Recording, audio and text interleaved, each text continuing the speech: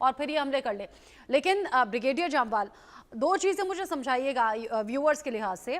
एक तो ये, अगर ये धमकी सीधे यूक्रेन के लिए है तो क्या इसमें नेटो देश भी लपेटे में आते हुए दिख रहे हैं? मतलब पुतिन क्या इस युद्ध को इतना ज्यादा एक्सपैंड कर सकते हैं, जंग अब महाजंग में तब्दील हो सकती है क्या? दूसरा, ओरेशनिक, जिस मिसाइल का जिक्र हो रहा है और जिसके तापमान को लेकर भी बातें हैं कि सूरज की जैसी गर्मी, मतलब क्या पल भर में राख हो सकता है क्या कोई भी देश, यूक्रेन की अगर बात करें तो?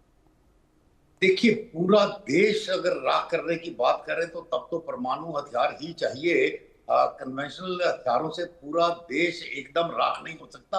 और जैसे कि अभी हम बात कर रहे थे कि परमाणु हथियारों का, I don't think so even Russia अभी इस वक्त सोच रहा होगा।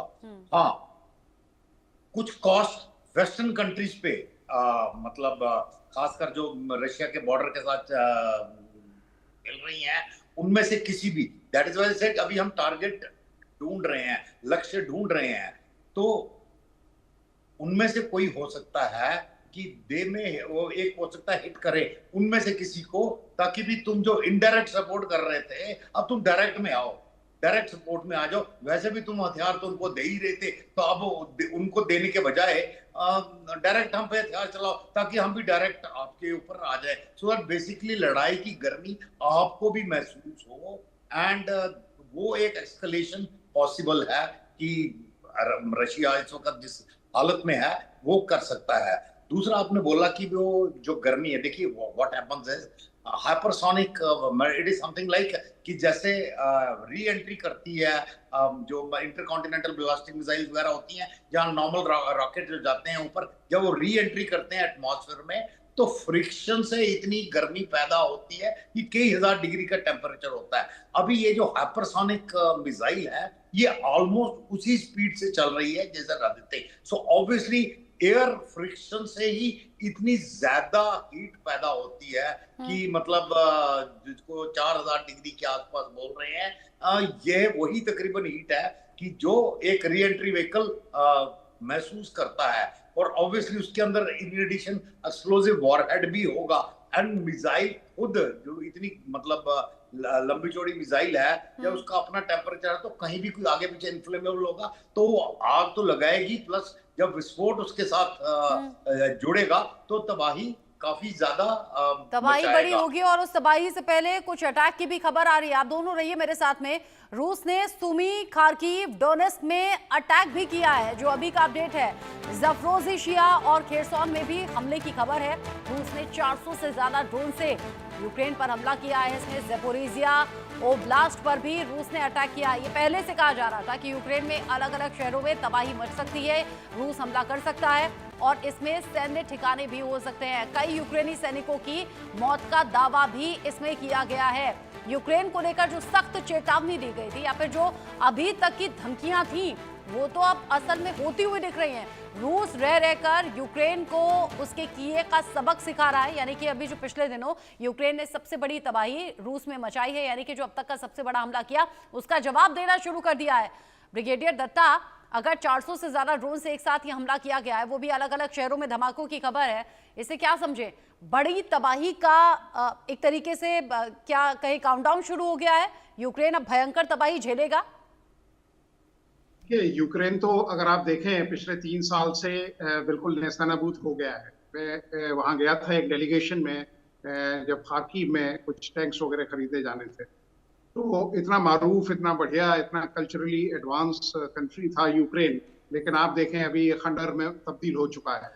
तो रूस यकीनन यूक्रेन को तबाह करने की कोशिश करेगा, और खासकर उसके जो टारगेट्स पे होंगे जहां से इस तरह की स्ट्रेटेजिक प्लानिंग हो रही है, जैसा मैंने कहा कम्युनिकेशन सेंटर्स हैं, लीडरशिप को वो टारगेट करने की कोशिश करेगा। क्योंकि आप ये देखिए, इसमें जो जनरल मैलीव हैं, उन्होंने ये प्लान किया था ऑपरेशन स्पाइडरवेयर, और वो बड़े फख्र के साथ कह रहे हैं, और यूक्रेन के लिए बड़े फख्र की बात है कि किस तरह से रशिया को उन्होंने स्ट्राइक किया है। तो यकीनन ना देखिए, पुतिन साहब खुद एक बेहतरीन सोल्जर रहे हैं, कमांडो रहे हैं, तो वो उनके गले से ये चीज उतरने वाली नहीं है आसानी से। तो वो खासकर अब ऐसे टारगेट्स को आइडेंटिफाई करेंगे और रिटेलिएट करेंगे जहां यूक्रेन को सबसे ज्यादा नुकसान हो, उनका जो वॉर वेजिंग पोटेंशियल है वो खत्म हो। उनका जो लॉजिस्टिक स्टेमिना है वो कमजोर हो, उनके जो सामरिक संसाधन आ रहे हैं जहां से वो कमजोर हों, तो ये उनका एम रहेगा। आप बता रहे हैं कि ये नुकसान बहुत बड़ा होगा। यूक्रेन जो कि पिछले 3 साल से ज्यादा से तबाही झेल रहा है, लेकिन अब एक साथ 400 ड्रोन से हमला और जिस तरीके से ऑपरेशनिक मिसाइल या फिर परमाणु हमले की धमकी है, इसमें अगला टारगेट सीधे ज़ेलेंस्की होंगे। ब्रिगेडियर जामवाल, अगर नेटो देश लगातार जो अब तक का सपोर्ट चलता रहा है, जिससे यूक्रेन इस युद्ध में टिका हुआ है, आगे भी अगर सपोर्ट करेंगे तो यूक्रेन तो टिका रहेगा। क्या व्लादिमीर पुतिन इस बात को समझ गए हैं कि चोट अब कहां करनी चाहिए अगर युद्ध का अंत करना है तो?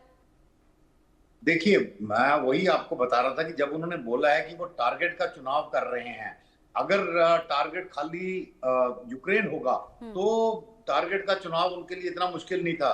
जैसे ब्रिगेडियर दत्ता ने बताया कि मैंने उनके कम्युनिकेशन सेंटर्स और ये जितनी फोर्स कंसंट्रेशंस हैं और मतलब बाकी लॉजिस्टिक डंप्स हैं, वो सारे तकरीबन इनको पता है एंड टारगेट प्रोफाइलिंग बड़ी आसानी से हो जाती थी। बट वो भी अभी सोच रहे होंगे कि अगर वेस्टर्न कंट्रीज को हिट करना है तो वीक स्पॉट कहाँ है, किसको हिट करने से एक तो पूरी दुनिया में सही मैसेज जाएगा। अब हो सकता है वो सीधा जर्मनी को हिट करे, मतलब बीच के पोलैंड वगैरह को छोड़ के सीधा जर्मनी को हिट करे, या जो बिल्कुल बॉर्डर की कंट्रीज हैं उनको हिट करें करके। तो ये डिसीजन मेकिंग अभी उनके यहाँ चल रही होगी कि किसको हिट करना है। अगर यूक्रेन के बाहर हमने टारगेट हिट करने हैं, ये दिमाग में चल रहा है। पर जो यूक्रेन ने किया वो एक एक्चुअली काफी बड़ा एक लेसन है इंटेलिजेंस और फोर्स सिनर्जाइजेशन के बीच में। आई थिंक उन्होंने एक नया आयाम पैदा किया है और जिसमें अभी मतलब स्टडी होता रहेगा कि बिकॉज अभी तक क्या था कि जैसे हमारे लिए है कि भी इंटेलिजेंस और फोर्स जिसको हम डिफेंस फोर्सेस बोल ले या दूसरी फोर्सेस बोल ले, ये थोड़े से कंपार्टमेंटलाइज काम करते हैं। इस ऑपरेशन में एक होके काम किया है बिकॉज ये इसमें इंटेलिजेंस का एस्पेक्ट ज्यादा था, फोर्स का एस्पेक्ट कम था। आई थिंक जो हम मतलब हमारे देश को भी इससे सबक लेनी चाहिए और एक ग्रेटर इंटीग्रेशन इंटेलिजेंस और फोर्स सेटअप के बीच में हम लोगों को भी कर लेनी चाहिए, ताकि ना सिर्फ हमारे पास भी हम ऐसे कार्रवाई कर सके, इनसे बचा भी जा सके। बिकॉज अभी इन सारे कॉन्फ्लिक्ट में इंटेलिजेंस का बहुत ज्यादा महत्व समझ आ रहा है कि फोर्स टारगेटिंग हो जाती है पर कहाँ टारगेट करना है, किसको टारगेट करना है, टारगेट के बाद कितना नुकसान हुआ। तो वो जो इंटेलिजेंस है वो एक मतलब अभी फोर फ्रंट में आ रही है किसी भी लड़ाई में करके, और यही यूक्रेन ने अभी साबित किया है। I think